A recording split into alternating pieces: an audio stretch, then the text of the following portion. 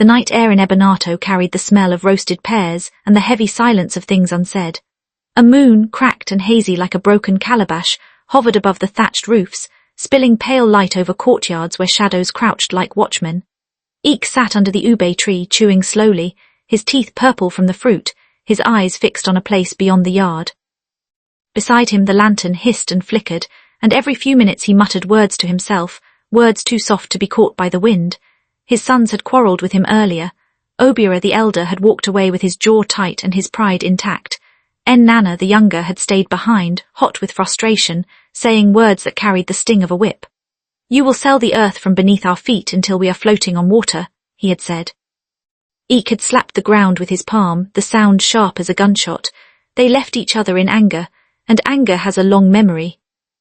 By dawn, women sweeping the yard found him stiff, his lips still stained purple, his chest still as a sealed pot. Mama Eek bent over him, shaking his shoulders, whispering his name. At first she scolded him like a husband too lazy to rise. Then her voice broke, her whispers turned to sobs, and she pressed her face into his chest as though warmth could be coaxed back with tears. The news spread like fire running through dry grass. By afternoon the compound swelled with neighbours, voices thick with speculation. They said the old man looked poisoned. They said grief had been chasing him for years. They said his younger son had raised his voice too high the night before. In Ebenato, they said was as heavy as law.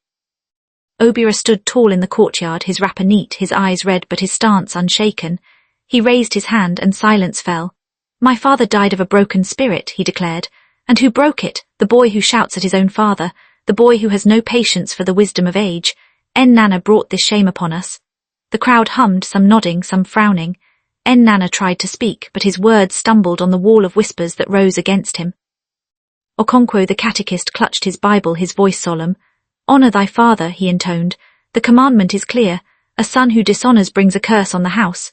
Elder Nwasu, oldest of the council, shifted uneasily on his walking stick. His voice was low but steady. "Do not forget," he said, "that lies run fast, but truth has stronger legs." But truth did not have the crowd's ear that day. The burial was swift. Men dug the grave under the same ube tree where Eek had eaten his last fruit. The women wailed until their throats cracked. The priest murmured prayers, and red earth covered the body like a blanket no one could lift again. As the final handfuls of soil fell, Mama Eek's cry tore through the air, not the cry of a widow alone, but of a mother sensing a deeper fracture in her house. That night the compound was thick with silence. Obiora called a meeting by lantern light. His voice was calm, his eyes cold. "If we want peace," he said, "we must cleanse this house. A stain has entered. Let the boy go. Let him live in Amorzu for a year until he learns humility. Only then will the village see that we fear God." Mama Eek's heart twisted. To choose between her sons was to be torn in half. Nnanna stood at the doorway, his palms still raw from climbing palm trees, his chest heaving with unspoken defence. Adiz, the schoolteacher who had grown with him since childhood, stood in the shadows, her voice sharp as a needle. "This is not cleansing," she said. "This is burying the truth." But Obiora's words carried the weight of elder brotherhood, and the murmurs of agreement pressed upon Mama Eek until her will bent like a branch in a storm. Her voice was broken when she finally spoke. "My son, go," she whispered to Nnanna. "Leave while anger is hot. A river crossed later is deeper." Nnanna's eyes burned, but he did not shout. He tied his few clothes in a raffia bag and walked into the night. At the bend near the shrine, Adiz waited. She touched his arm gently. "When your heart is heavy," she said, "the ground pulls you faster. Walk slow." He gave a bitter laugh. "They will call me coward if I walk slow." "Let them," she replied. "The river is patient. It will return what it swallows." Behind them, Obiora swept the courtyard with a vigour that looked like duty but felt like erasure. Mama Eek sat in her hut rocking herself, her tears wetting the beads that no longer hung on her neck, beads she had not seen in weeks. In Ebenato, the night stretched long, and the ube tree stood over the new grave, its roots already reaching into the silence of the man who had been buried too quickly. The whispers did not rest. They grew wings, and in the darkness, they perched in every ear that was willing to listen. The rain came that night, soft at first then harder, tapping on the thatch like impatient fingers. Nnanna walked through it with his raffia bag, his shadow swallowed by the wet road. Each step away from the compound felt like a stone pressed into his chest.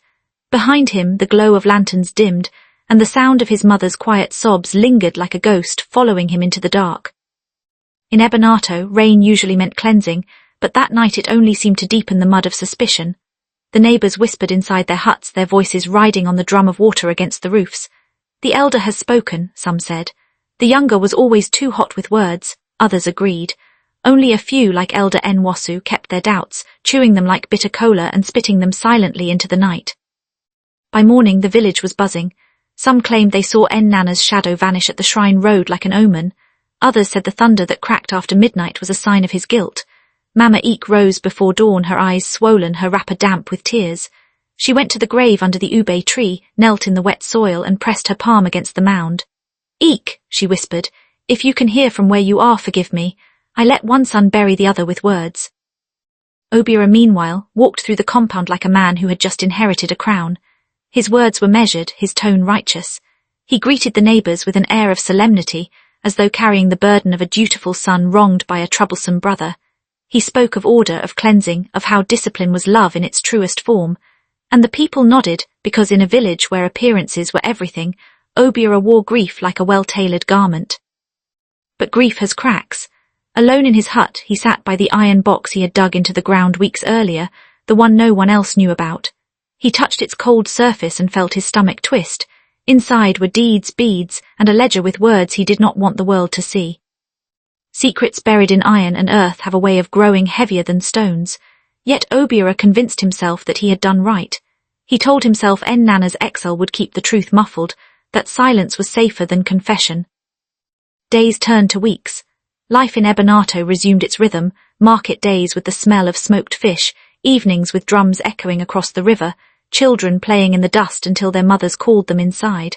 But under that rhythm lay a dissonant note, the kind only the attentive could hear. Mama Eek's laughter vanished. Adi's eyes followed Obiora with suspicion every time he passed the schoolyard. And the ube tree, tall and quiet, seemed to lean a little more toward the grave, as if listening for whispers from below. Nnanna in Amozu worked with hands that never rested. He tapped palm wine at dawn, carried bundles of firewood by midday, and learned the names of hills and streams that were strangers to him.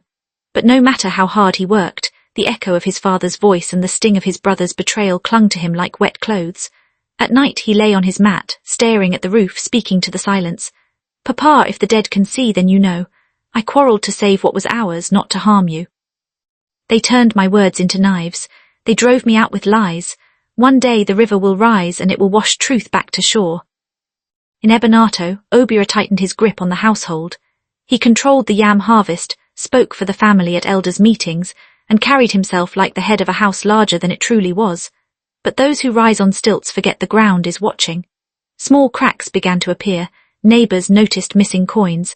Mama Eek's coral beads no longer hung on her neck, and whispers started shifting from Nnanna's guilt to Obiora's shadowy dealings. Still, Obiora smiled, smoothed his words, and reminded them of the younger brother who had quarrelled with their father on the last night. "Do not forget," he said often, "anger shortens days," and many nodded because repeating lies often enough makes them easier to swallow. One evening Elder Nwasu sat outside his hut, the sunset painting his face in gold and red. Adiz came to him, her voice quiet but firm. "Elder," she said, "the truth is buried with the man under the ube tree, but one day it will sprout. Lies do not live forever." Elder Nwasu tapped his staff against the earth, his eyes distant. "Child," he said, "you are right, but remember, when truth sprouts it sometimes grows thorns." And so the stage was set. A father dead under suspicious whispers, a younger son exiled under false blame, an elder son hiding secrets in an iron box, a mother torn between love and survival, a teacher who refused silence, and a village that preferred the comfort of half-truths to the discomfort of full ones. The ube tree stood tall above them all, its roots drinking from the grave below, its branches reaching toward the restless sky. And in the nights when the wind rattled its leaves, some swore they heard the old man's voice carried on the breeze, murmuring warnings no one was ready to heed. The market square of Ebenato pulsed with life in the days after Eek's burial. Women with baskets balanced on their heads called out prices of smoked fish and gari, children chased each other between stalls, and men haggled loudly over goats as though the volume of their voices alone could make the animals fatter. Yet beneath the chatter was an unease that clung like smoke. Whenever Nnanna's name was spoken, it was in lowered tones, as though invoking a curse. He was always restless, someone muttered near the yam stall. His tongue was sharper than his hoe, another replied, And so the story solidified. Nnanna, the impatient son, had hastened his father's death. But Adise carried a different story in her chest, one that pressed against her ribs every time she heard the whispers. She remembered the look in Nnanna's eyes the night he left. Pain, yes, but also innocence, like a boy being whipped for another's crime. Each afternoon, when her pupils recited their lessons beneath the mango tree, she told them proverbs that sounded like riddles but were seeds of truth. A lie can outrun the wind, but it cannot hide from the rain. The river forgets nothing. Patience is a bow, it may bend, but it never breaks. Some of the children repeated them at home, and the words began to drift through Ebenato, challenging the single-story Obiora worked so hard to spread. Mama Eek shrank as the weeks dragged on. Her wrappers hung looser around her waist, her laughter retreated like a tide, and her eyes carried shadows even in daylight. She went to the grave often, speaking to the mound as though it were a stubborn child refusing to answer. Eek, tell me what to do. One son accuses, one son suffers, and I... Her voice would break, and she would press her forehead to the earth until ants crawled across her hair. Obiora grew restless in his new role as head of the household. Authority tasted sweet at first, like palm wine fresh from the tree, but it left a sourness in his mouth. He enjoyed the respect of the elders when he spoke at gatherings, but at night, when the lantern flickered low, he felt the weight of the iron box buried near the ube tree. Inside it lay the land deeds and ledger that tied his hands to truth he did not want the world to know. He told himself he had done it for the family, for progress. What was wrong with a radio to bring news from the city, a bicycle to carry him to markets faster? He told himself these lies until he half believed them, yet every time the wind rustled the leaves above his father's grave, his chest tightened as though the dead were whispering his name. Elder Nwosu watched all of this with the slow patience of age. He saw how Obiora's words always seemed polished, yet his eyes darted when questions lingered too long. He saw how Mama Eek's smile had disappeared, how Adise's gaze burned whenever Obiora passed. He did not speak much, but in his heart he carried the certainty that the truth was not buried as deeply as everyone wished. One evening, as the sky turned crimson, Nwosu called Obiora aside. A house built on lies is like a roof of palm leaves in Harmattan, he said. The first spark will bring it down. Obiora forced a laugh. Elder, you worry too much. My only concern is my family's honor. But the elder's cloudy eyes seemed to pierce through him, and Obiora's hands fidgeted at his sides until the conversation ended. Meanwhile, in Amozu, Nnanna worked his body into strength and his silence into armor. He learned the moods of the new hills, how to read the color of the sky before rain, how to climb trees with ropes that burned his palms raw. Yet no matter how much he tried to bury himself in work, the memory of his father's last night haunted him. He dreamed of the quarrel, of words flung like stones. Of his father's face lit by lantern light, half shadow, half fury. In the dream, the ube tree always loomed behind them, its branches bending low as though eavesdropping. He would wake drenched in sweat, whispering, "Papa, forgive me. I did not mean for anger to be the last gift I gave you." Letters came rarely, each one carried by traders who passed between the villages. Adise wrote of how Obiora's influence grew, of how the neighbors whispered less about Nnanna and more about Obiora's strange spending. One letter carried only a single line, "The river is watching."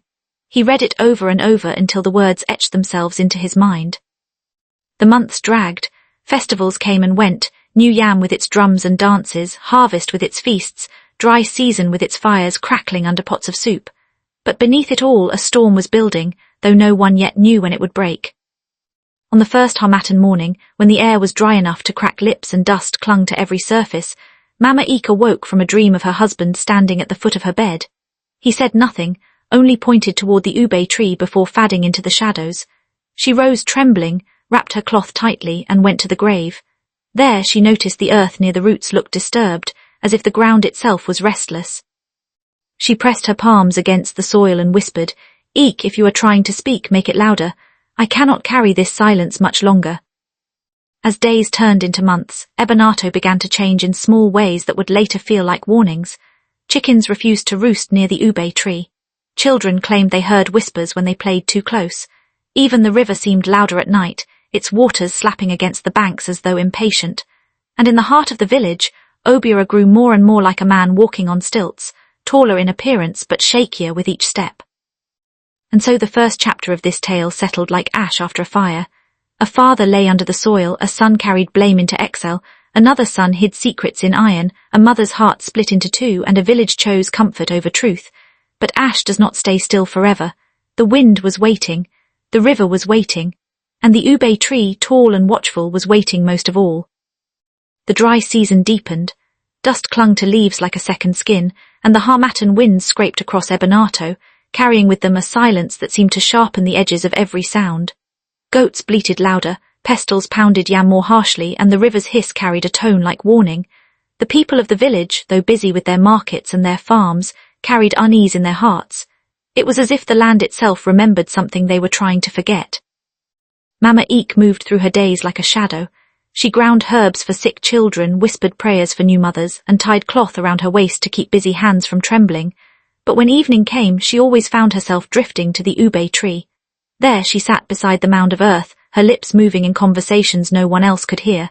Some nights she wept. Other nights she sat in silence, her hand pressed flat to the soil as if waiting for a pulse. Obiora watched her with irritation he could not name. Every time he saw her bent at the grave, it was as if her grief pointed a finger at him. He told himself he was blameless, that Nnanna's exile had silenced suspicion, that the box buried near the tree was hidden well enough. Yet in the still hours of night, when his wife and son slept, Obiora often lay awake, hearing the faint creak of branches outside and the restless whisper of leaves.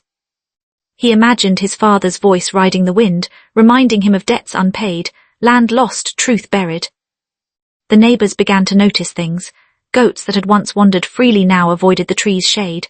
Children who played hide-and-seek near the compound came running home with wide eyes, claiming they heard footsteps in the soil.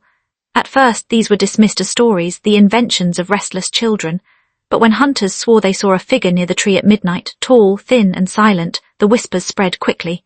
"The old man is not sleeping," people said. "He is restless in his grave." Elder Nwasu called for a small gathering under the moonlight.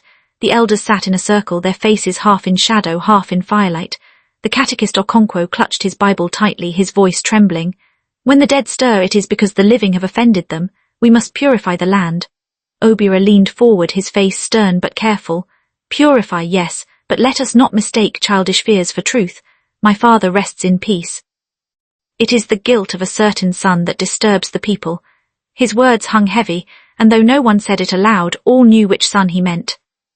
But Adiz, who had slipped into the gathering though women were seldom allowed, spoke boldly. Her eyes blazed in the firelight. "If the dead stir, it is because lies are weighing on their chest, and lies do not rot with the body, they fester in the living." Her words silenced the circle. Even the flame seemed to hesitate, crackling softer. Obiora's jaw tightened, but he said nothing. He only cast her a look sharp enough to cut. Far away in Amorzu, Nnanna felt the pull of home like a rope tied around his waist. He dreamed of the river often, its waters swollen, carrying debris and whispers. In one dream he stood at the edge of the ube tree's roots, and the ground gave way beneath him, revealing an iron box with his father's name carved into it. He awoke sweating, his heart pounding with the certainty that his father was still trying to speak. By day he worked harder than ever, but the dream clung to him, and he began counting the days until his exile might end. The turning point came on a night of heavy winds. The harmattan roared through the village, tearing at roofs, bending trees and carrying dust thick enough to blind. In the morning the ground near the ube tree looked disturbed, its roots exposed, its soil cracked. Mama Eek stood there at dawn, her wrapper flapping around her legs, and whispered, "Eek, you are knocking on the door of the living. What do you want us to see?" Her voice carried, and neighbors who heard her words began to whisper once more. Obiora laughed it off, though the laughter rang hollow. He ordered the ground packed firm again, told the children not to play there, told his mother to stay inside. But he could not silence the whispers of the village, nor the restless stirring in his own chest. Every creak of the tree in the wind sounded like an accusation. Every glance from Adiz felt like a judgment. And when Elder Nwasu passed him one evening and murmured, "The ground remembers," Obiora shivered despite the heat of the fire at his side. And so the first part of this tale closes with unease settling over Ebenato like dust. A father lay buried under the ube tree, but his silence was not complete. A mother mourned two losses at once, the man in the earth and the son driven away. One brother carried blame into exile, while another carried secrets that grew heavier by the day. And the village, with its markets, its songs, and its endless appetite for gossip, chose to pretend all was well, even as the soil beneath its feet whispered otherwise. The night is long, but dawn always comes. And with dawn the river would rise, the flood would come, and the truth, restless, patient, waiting, would begin its slow return to the surface. The village of Ebenato did not sleep easily after Eek's burial. Though the wails had faded and the clay pots of condolence soup were scraped clean, the air still carried heaviness like smoke after a fire. It was not just grief, it was suspicion, whispered from hut to hut, carried in the market stalls, echoing in the narrow footpaths between the yam barns. The kind of whispers that do not vanish but multiply, growing wings and claws until they feel like truth. "Did you hear?" women muttered while pounding cassava. "The boy quarrelled with his father that very night." "I heard his voice carried across the compound like thunder," another added, shaking her head. And then a man passing by would say, "A son who lifts his tongue against his father lifts his hand against God." The story took shape like clay pressed between many hands, each retelling making Nnanna more guilty than the last, and at the centre of it stood Obiora, the elder son, his grief displayed like a badge of honour, his voice steady, his words polished until they gleamed. He did not need to accuse openly, he only needed to remind people of what they already wanted to believe. "You all heard the quarrel," he would say softly at the stream, at the market, at the evening gatherings. "My father's heart was heavy when he lay down. Sometimes words kill faster than knives." People nodded, because Obiora spoke with the authority of age, of the first son, of the man who now carried the family's dignity on his shoulders. And so the whispers thickened into blame, and blame settled on Nnanna's name like dust that could not be swept away. Mama Eek carried the weight of both her sons on her back. In the mornings she rose before dawn, her eyes swollen from weeping, and swept the courtyard in silence. She cooked, she fetched water, she answered greetings, but her laughter had disappeared, replaced by a hollow quiet. She felt torn in two, one son buried in the ground, one son buried in exile, and she knew deep in her chest that Obiora's words were a knife pressed against Nnanna's throat, yet she lacked the strength to pull it away. At night she prayed, her hands gripping her rosary so tightly the beads cut into her skin. "God of truth," she whispered, "show me what my eyes cannot see. If my son is guilty, let me know. If he is innocent, give me courage." But the nights gave her no answers, only dreams of her husband pointing toward the ube tree, his face hidden in shadow. Obiora meanwhile grew comfortable in his new role. He attended every elders' meeting, his words smooth, his tone respectful. He carried himself with dignity, making sure his voice was heard in matters of land disputes, market rules, even in how the village should prepare for the coming planting season. The elders, weary from years of bickering among younger men, welcomed his steady presence. They began to look at him not just as Eek's son, but as a man stepping into leadership. Obiora liked the taste of their respect. It was like palm wine, sweet and heady, and he drank deep. But Adi saw through him.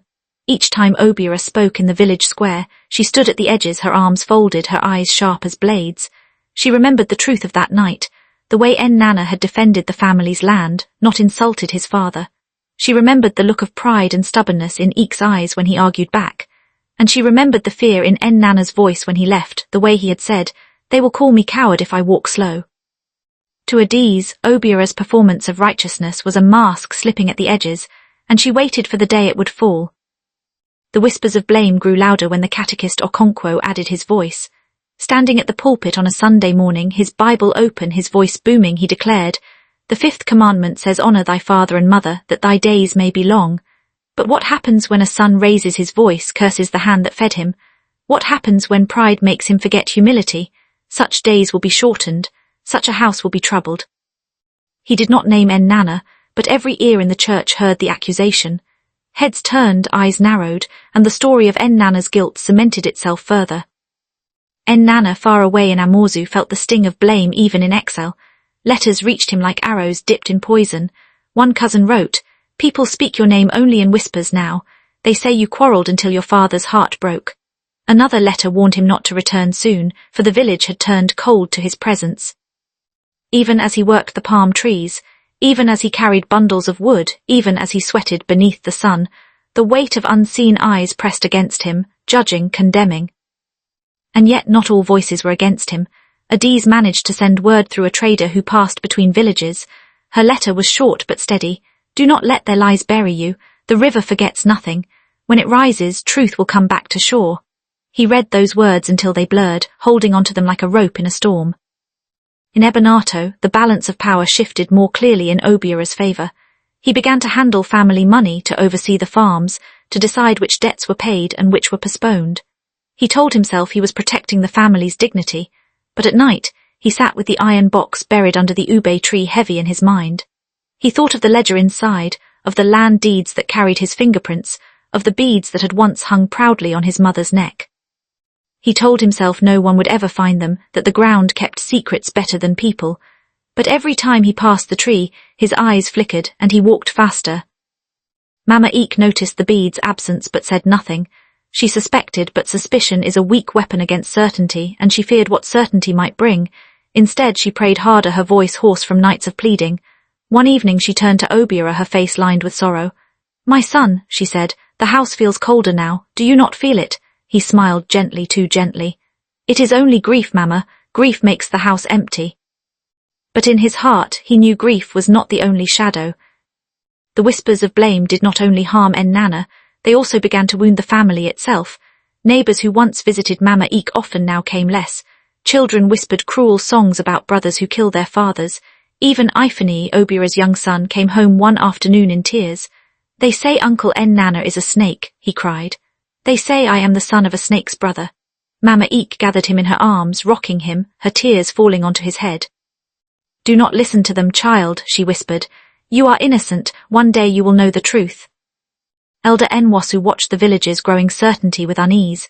He had lived long enough to know that the easiest story is seldom the truest. He remembered the look on Nnanna's face the morning after Eek's death, the confusion, the grief, the disbelief. He remembered Obiora's quickness to accuse, his eagerness to shift blame. The old man chewed on these memories like bitter cola, slow and uncomfortable. "The truth will sprout," he muttered to himself one evening, tapping his staff against the ground. "But when it does, it may pierce more than one heart." As weeks turned to months, Obiora's grip on the family tightened. He arranged the planting, managed the debts, and began to live as though the house was his alone. But power is a fire. It warms at first, but if fed too greedily, it burns. Small cracks began to appear. He borrowed money without telling his mother. He gambled a goat in a hidden game and lost. He used family resources to maintain his status among the elders. These were small things, but they were seeds, and seeds always grow. The whispers of blame reached their loudest during the New Yam festival. Drums beat, flutes sang, and the square was filled with dancers, but beneath the joy was gossip. As the masquerades twirled and leapt, women leaned close to each other, saying, "This festival is poorer than before. Since Eek died and Nnanna left, the house is not the same." Men nodded, saying, "A cursed son brings poverty. No wonder the harvest is thin." Obiora stood tall during the festivities, smiling, leading songs, pretending not to hear. But inside, the words cut him. He knew the truth of the poor harvest had less to do with Nnanna and more to do with his own mismanagement. Yet so long as the whispers blamed his brother, he remained safe. Adise, however, refused to be silent. On the final night of the festival, she stood in the square and spoke loudly enough for many to hear. "A lie can dance for a season," she declared, "but truth will dance forever. Do not forget this." Some scoffed, others looked away, but a few nodded slowly, unease flickering in their eyes. Obiora clenched his jaw, his smile fixed, but his hands curled into fists at his side. That night he confronted her. Meeting her near the path to the stream, his voice low but sharp, he hissed, "Why do you speak like this? Do you want to tear our family apart?" She met his gaze without flinching. "You are the one tearing it apart," she said, "and one day everyone will see it." Her words struck him harder than any blow. For a moment his hand twitched as though to strike her, but he stopped himself, turned, and walked away quickly into the shadows. The whispers of blame continued, but they began to shift. Some still accused Nnanna, but others started to wonder why Obiora defended himself so fiercely. Why did he always speak of guilt, of cleansing, of discipline? Why did his eyes dart when questions lingered too long? The whispers split in two, some condemning the absent brother, some beginning to doubt the present one. It was the beginning of a fracture in the story, small but dangerous. And in Amozu, Nnanna felt the change without hearing it. He woke one night with a strange calm, as though a weight had shifted. Standing outside under the moonlight, he whispered to the wind, "Papa, they will know. The river is patient, but it is not silent. When the flood comes, it will wash everything clean." And so the season turned, and the whispers of blame that had once pointed only at Nnanna began to twist, to change direction, to echo strangely in Ebenato's streets. The truth was still buried, but the ground was restless, and the ube tree's roots pressed deeper into the soil where secrets slept. The story of two brothers, one accused and one accusing, was far from over, and the village, which had chosen to believe the easier lie, was about to learn that lies do not stay small forever. They grow, they spread, and one day, they demand a price. The road to Amozu wound like a lazy snake through scrub and farmland, climbing slowly until the hills gathered close and the air tasted faintly of iron. Nnanna learned every bend by the ache in his calves, every patch of earth by the way it held or let go under his feet. At first, the path felt like punishment.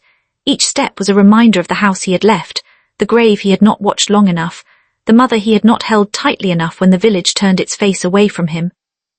But exile has its own way of dulling the edges of pain. The hills did not ask questions, the trees did not judge, the work did not care whose son he was, only whether his hands could keep up with the day. He slept in a shed behind his mother's cousin's house, a lean-to with a raffia mat and a clay lamp that smoked and coughed like an old man. In the mornings before the sun had fully dented the horizon, he rose to the sound of roosters and the whisper of dew sliding off leaves.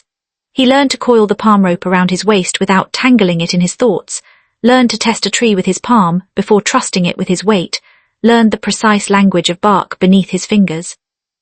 A good palm will tell you how to hold it, his father had said once, and he found that even grief could be held if your hands were steady. The first weeks tasted of silence. People in Amozu were kind in the careful way of strangers. They greeted him, they pointed him to work, they offered him bowls of watery soup when the evenings turned thin, but they did not pry. He liked that. He did not want their pity any more than he wanted their curiosity. He wanted only the ache in his muscles and the sleep that came afterward like a soft cloth thrown over a restless animal. Yet silence is not a wall, it is a door that opens in its own time. A boy began to shadow him, a thin-limbed child with observant eyes and a scar on his eyebrow that looked like a question mark. The boy said his name was Kenichukwu but preferred Keen because it was faster and fit better in the mouth when shouting across fields. He asked for nothing at first. He just mirrored Nnanna's path like a smaller shadow. After 3 days of this, Nnanna handed him the coil of rope and said, "Hold." The boy's fingers trembled but did not drop it. After a week, Nnanna let him tie a knot. After 2, he taught him to test a step against the trunk before committing his weight. "Your body is worth more than the wine," he told him quietly. "There is no honor in spilling one to keep the other." Keen talked more than Nnanna did, filling the air with stories of goats with too much pride and hens who bullied the wrong cat. He had a way of balancing humor against hunger, making even an empty bowl sound like a joke God had not finished telling. Slowly, against his will, Nnanna felt himself smile at the boy's stories. It felt like the first time he had smiled in months, and it startled him with its brightness, as if a window had been wiped and the same landscape had suddenly become more generous. Letters came like rain in a dry season, rarely and with a smell that could change a room. One arrived wrapped in banana leaf, the writing careful, the edges smudged, the words marching as if they feared being driven away. Adiz wrote, "The catechist's sermon makes your name a ghost in people's mouths, but ghosts are not always cursed, sometimes they protect. Do not break. The children repeat proverbs about rivers and memory. I tell them not because of you, but because of all the boys who will be accused when truth is inconvenient. Sometimes in class I write your name on the board and leave it there longer than necessary. If anyone asks why, I say it is a good name for practicing the sound. It is a small rebellion. I am not good at small things, but I will be patient." He read that one by lantern light until the letters swam. He closed his eyes and tried to remember the exact pitch of her voice, the way it curved when she was annoyed or brave or amused at something she shouldn't be. In the dark, her sentences felt like a rope across water, something to hold while crossing, not because the river was too wide, but because its floor was uneven and its currents fickle. Another letter came with fewer words and more weight. Elder Nwasu had sent it through a trader with legs like stilt poles and a laugh too big for his face. The note said only, "A lie has put on sandals. Truth is still lacing hers. Keep walking." It made him laugh quietly, it made him breathe easier. If the elder still watched, then Ebenato had not fully lost its mind. The work sharpened him. He discovered he could endure more than he had believed. The rope bit into his waist, his palms developed new skins, his forearms sang after a day of climbing. Pain relocated from his chest to his muscles, the way an unwelcome guest sometimes moves from the sitting room to the veranda when you open a door and say nothing. When he couldn't sleep, he did not argue with the night. He got up and listened to the hills exhale. He found a rhythm in small things, the way oil shimmered before it cooked enough to accept Gary, the timing between a bird's call and silence, the exact syllable where a prayer's power seemed to live. He avoided the mirror of water when he washed, not because he feared what he'd see, but because his own eyes sometimes looked too much like his father's. It wasn't that resemblance that hurt, it was the ache of unfinished conversation. He replayed their last argument until the words had no edges and still could not find a way to rearrange them into something softer. In those moments he would grip the tree trunk harder and say aloud, "I did not know it would be the last night. I did not know." The tree, as always, asked for neither apology nor proof. It simply held him. Exile drew its own circle of faces around him. There was Ijoma, who sold bean cakes in the mornings and kept count of every man's appetite with an accountant's precision. There was Udo, whose laugh arrived before he did and lingered after he left, who carried weights as if trying to bargain with the earth to make him heavier. And there was Chidi, a quiet widower with a limp and a gentle way of speaking to animals. They did not ask Nnanna for his story. In exchange, he did not ask for their losses, though he suspected each carried one like a stone in a pocket. They worked, they ate, they slept, they repeated. Sometimes life's holiness is in the repetition. He found a groove on a particular tree, a scar that looked like a sideways eye. He would place his left foot against it at exactly the same angle each ascent, and it was like greeting an elder at his doorway. "Ah, you again," he'd whisper. He began to trust these small rituals more than his own resolve. Resolve can waver. Ritual remembers for you. One afternoon the rope slipped. It was not a dramatic slip, no sudden gasp, no story that would be retold with wild hand gestures later. It was small, the kind of slip that reminds you gravity has no favourites. His left foot missed its usual eye groove by half an inch, his weight angled wrong, and in that moment the trunk did what trunks do, refused to change its mind for a careless man. He clenched. His knee banged the bark hard enough to hum curiously, and he felt the telltale tremor of his body arguing with air. He tightened, he prayed in a wordless way. He found another foothold by instinct alone. The save was not elegant. He scraped 2 inches of skin off his shin and bit down on a groan, but he did not fall. When his feet reached the ground, he sat. He did not curse. It felt like a day not to spend language on anger. Keen hovered a pace away, wide-eyed and breathing as if he had been the one mid-fall. "You held," Keen said finally, reverently. "You stayed." Nnanna touched the rope with his fingertips as if it were a stubborn child who had at the crucial moment remembered manners. "We stayed," he corrected, and smiled with the kind of gratitude that doesn't need witnesses. That night his sleep was clean. He woke with a clarity that surprised him. The dream of the ube tree did not visit. Instead, he dreamed of a small room with 2 doors, both open, wind passing through gently, as if the house had decided to breathe again. The next market day, a woman from Ebenato came to Amorzu with a tray of peppers and rumours. Her face was familiar in the way of faces from home. Even the curve of her mouth made him think of doorways he used to pass without noticing. She did not see him at first. He watched her from a shade, measuring how much of himself he was ready to meet. When she turned and recognized him, she blinked as if a ghost had chosen the wrong hour. Her first words were not words. They were the quick inhale of someone who has just remembered her body is a story too. "Nnanna," she said finally, and his name in her mouth felt both new and ancient.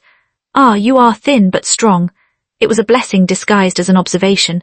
He nodded, greeted her, asked about her husband's stubborn cough, though he had always suspected the cough was just a reason to be spoken to kindly. Then, unexpected as rain in Harmattan, she softened. "Your mother keeps going to the grave," she said. "Every day, sometimes before dawn. Sometimes when the goats have already argued themselves to sleep. She presses her hand to the soil like she is checking if the earth has a fever." He steadied himself without moving. The woman continued, lower now, as if words could turn into a draft and escape. "Obiora he is a first son in public. At home he is a man who wants things to move quickly. The elders like him. The teacher does not. She speaks like a drum you cannot ignore." The woman glanced around as if expecting Obiora to appear from between sacks of Gary. "There are stories about beads and papers and a box. Stories only. You know this village. We plant stories in any soil that will hold them." He wanted to ask 100 questions, but each lodged in his throat like nuts too big to swallow. The woman seemed to read the questions in his quiet and answered none of them directly. "Tell your mother to eat," she said instead. "When you see her, tell her to eat like she is planning to live long." She shifted her tray, adjusted her wrapper, and in the soft shuffle of feet there was a whole conversation they both understood. Not here, not now, not yet. She left him with the smell of peppers and the ache of a home that was a puzzle with a piece missing. He wrote to his mother that night. He did not tell her of the near slip, did not tell her of the rumours with edges sharp enough to cut hands. He told her only, "I am strong. My hands are learning to carry work without it spilling. I think of you when the wind makes the trees sound like water. Eat, sleep. I will return when the river says the road is shallow. He stared at the line for a long time before folding it, wondering if it was too much to ask a river to become a calendar. Days piled into each other like baskets. He found a kind of dignity in being dependable. If a man said, "Come by at dawn," he was there before the rooster's lie had been exposed by the first light. If a woman said, "Carry this as if it were a child," he asked, a child who sleeps or a child who has decided to become a drum, and adjusted his grip accordingly. People began to look for him when things leaned or threatened to fall. It did not erase the accusation that had chased him out, but it layered something else on top of it, respect's quieter cousin. One evening the sky took on the bruised colour that means rain is near. He and Keen hurried their last tap, bringing down the calabash with a conspirator's care. As they walked, a sound reached them, a frantic, high-pitched bleating followed by a splash, then another, deeper sound like the throat of the earth clearing itself. By the time they reached the stream, the goat was already half in, half out, hooves flailing on slick bank, the water tugging at it like a greedy aunt. Two children cried on the other side, calling the goat by a name that implied it owed them money. "Hold the rope," Nnanna said, already uncoiling. "Do not let go unless I say." Keen's eyes widened. "It's fast," he warned. "The last rain woke it up." Nnanna did not answer with words. He tied the rope around his waist, looped the other end around a tree root, checked Keen's small, fierce hands, and went down the bank with the deliberate steps of a man who has decided that fear may ride along but will not touch the reins. The water slapped him like an offended friend.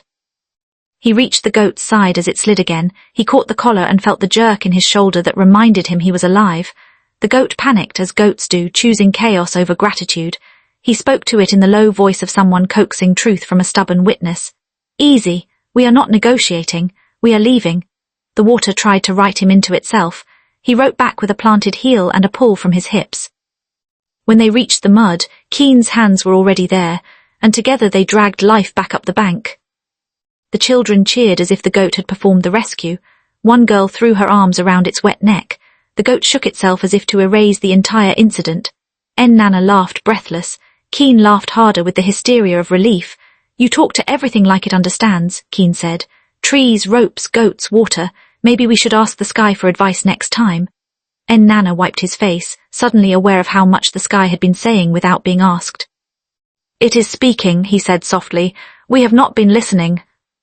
The small heroics of that day blossomed into a rumour kinder than the ones he had left. By morning, the market carried a new story. The quiet man from Ebenato who pulled a goat out of the river without stopping to argue with the current. The story grew legs, as stories do. By afternoon, some swore he had lifted the goat with one arm while reciting a psalm. He shook his head when people congratulated him, embarrassed. But inside, a well he had thought dry felt a little less empty. The seasons turned like patient wheels. Harmattan loosened its grip. The first shy storms tried their hands and found they liked the work. The river thickened in voice. Birds revised their schedules. Farmers bent to their fields with the stubborn romance of people who believe in seeds. And in Ebenato, the ground near the ube tree began to look unsettled, subtle at first, the kind of shift only a mother would see. Mama Eek saw. She stopped telling herself it was nothing. In Amorzu, the first true flood rain arrived while the sun was still arguing with a last patch of blue. It started polite, then decided it had been polite long enough. Roofs leaned into it, as if hopping proximity might earn mercy. The world became a drum. Nnanna stood on a threshold and watched water find paths it had not been invited to, listened to the particular sound of it discovering a new angle. Something in his body answered without his permission, a tension like homesickness but wider. The next morning a trader passed with a bundle on his head and news in his mouth. "Water is misbehaving," he said cheerfully, as if describing a toddler.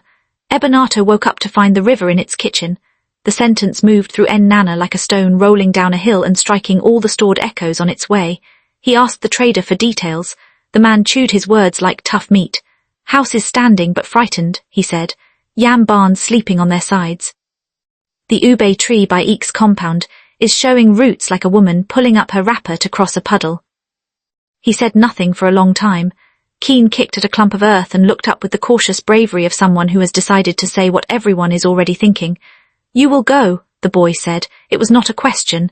Nnanna looked at his hands as if they might have already started the journey without telling him. "The river is speaking," he said finally. "I should be there to hear the whole sentence."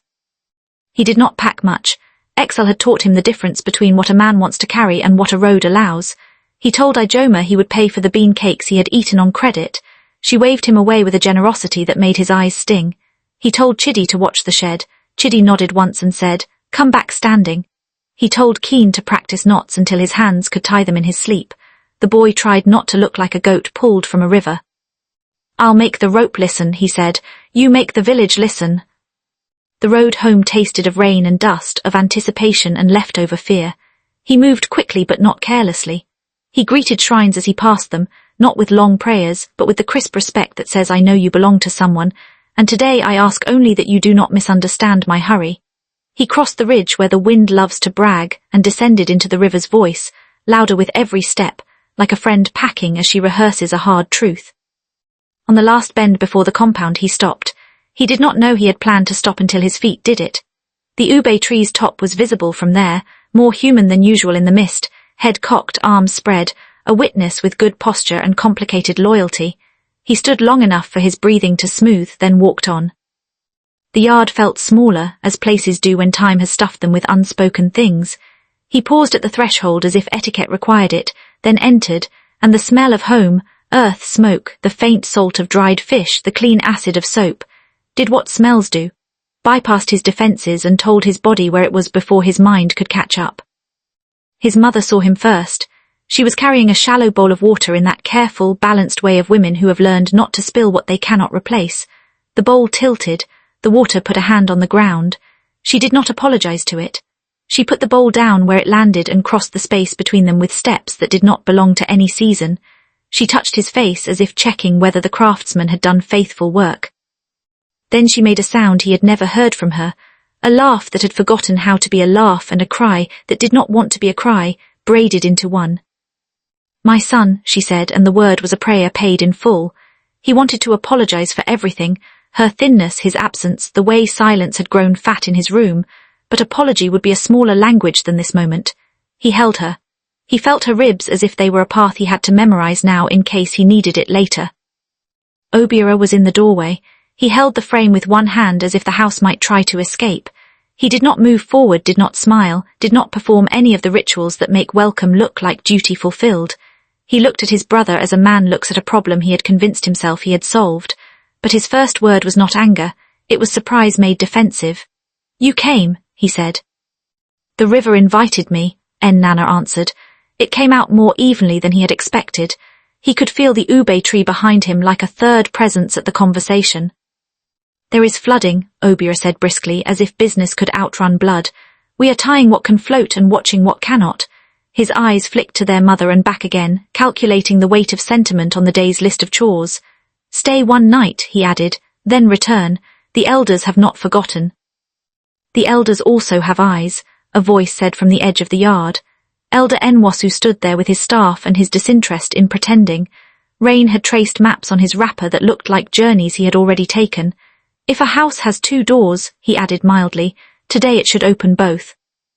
They stood with the ordinary awkwardness of men who have not learned to change their minds gracefully. Then a boy came running, a boy with eyes like Obiora's, with knees still chapped from falling and getting up and falling again. "Papa," Ifani panted, "the bank near the tree, something is there." He pointed with his whole body. "The water ate the ground."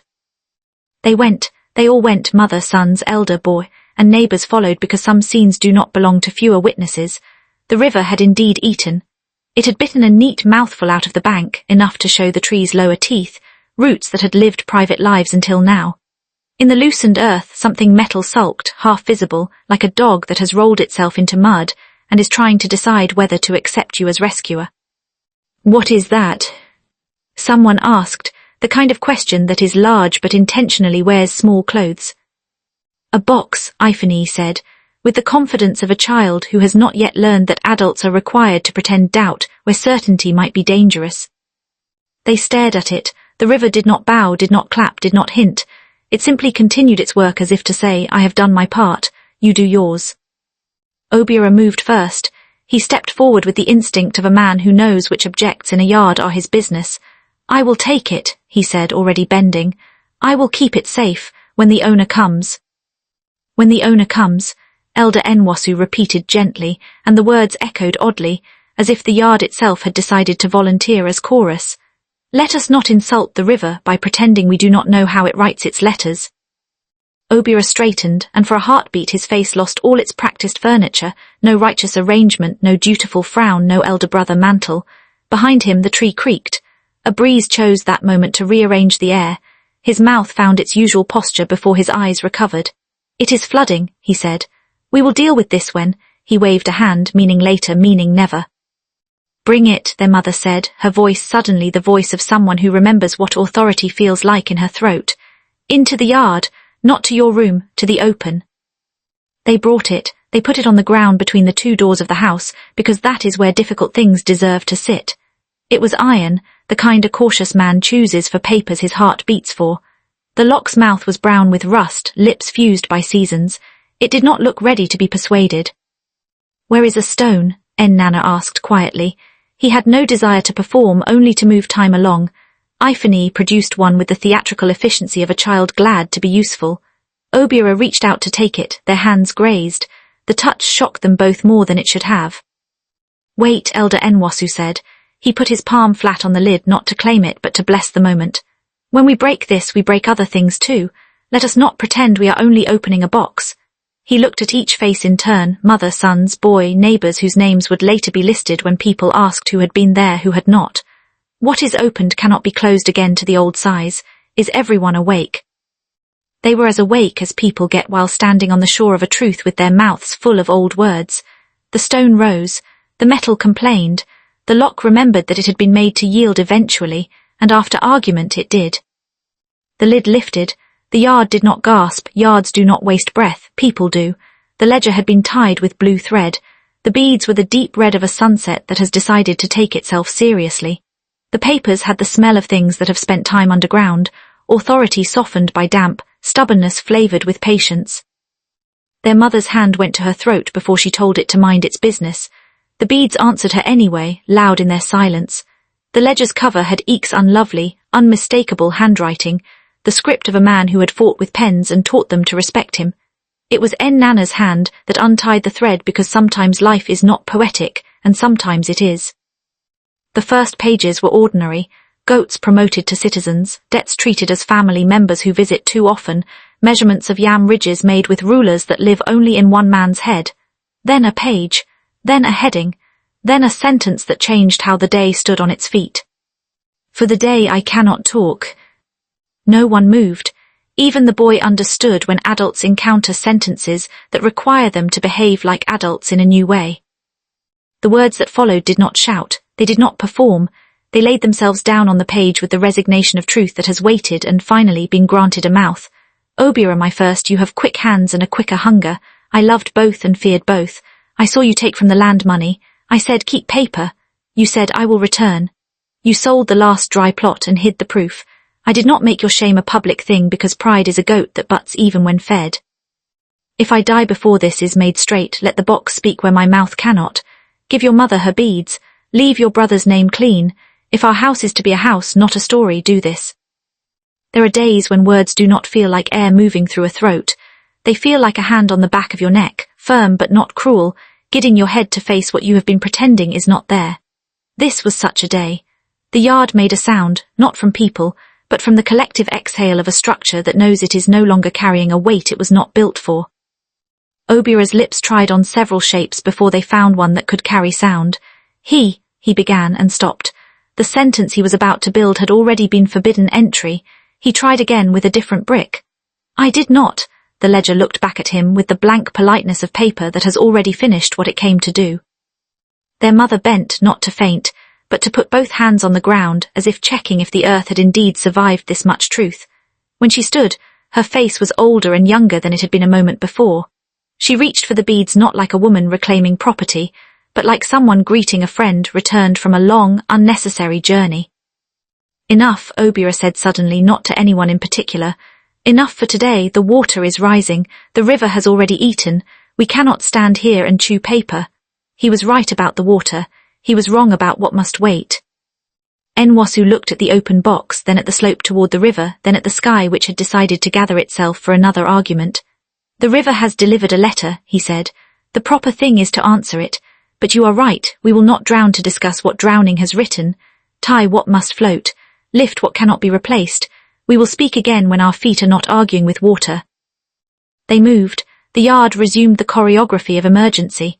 Men's voices found the register reserved for instructions. Women's hands found the speed that makes work look like music. Children became both obstacles and assistants, as is their way. Through it all, the open box sat on the ground between the doors like a guest who had been served but not yet thanked. At dusk, when the sky made its attempt at beauty despite the mess below, Nnanna walked to the ube tree. He put his palm on its trunk. He did not know whether he was greeting or apologizing or something in between. "We heard," he said softly. "I heard." Leaves answered with a sound that could have been wind, could have been acknowledgement. Could have been the old habit of a living thing that refuses to stop moving, even when people want the moment to freeze. Behind him he heard small footsteps. Ifani came to stand beside him, his shoulders pulled back in the way of boys who have decided to practice manhood when no one is looking. "Uncle," he said without looking up, "will you teach me to climb?" There were 2 questions in it and 1 promise. Nnanna looked at the boy at his knees at the scar shaped like a boast across his shin. "Yes," he said, "but first I will teach you to come down." The rain began again, not loud, not theatrical. The kind that makes you talk softer, the kind that sharpens listening. The day closed its fist around its secrets and exhaled through its knuckles. Tomorrow would require more hands. Tomorrow would insist on fuller sentences spoken in public voices. But tonight there was the sound of water, the feel of a mother's beads against her neck, the weight of a ledger that had finally spent itself, and the fact of 2 brothers breathing in the same yard while the river wrote the next line. He stood in the doorway of his room for the first time in many months and felt the small cruelty of familiarity, the way a bed remembers your weight and offers it back without asking what happened while you were gone. He lay down and listened to rain stitch edges together it had torn an hour before. Somewhere between one thread and the next, sleep came.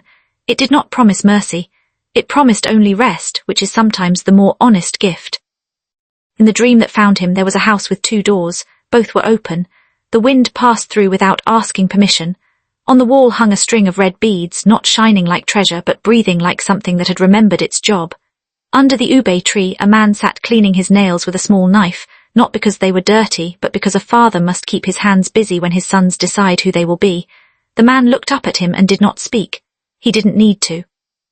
The living had already been handed the next line. When morning came, there would be elders and catechists and neighbours pretending they had always suspected. There would be more questions than bowls. There would be the slow business of rearranging a story so it does not betray itself again. There would be a boy with a rope asking if today could be the day he learns the hard knot. There would be flood water and mud and the small humiliations of surviving. There would be truth, which is often not a trumpet but a hoe. You pick it up and dig. He slept for now, and the river kept its voice at a speed the village could bear.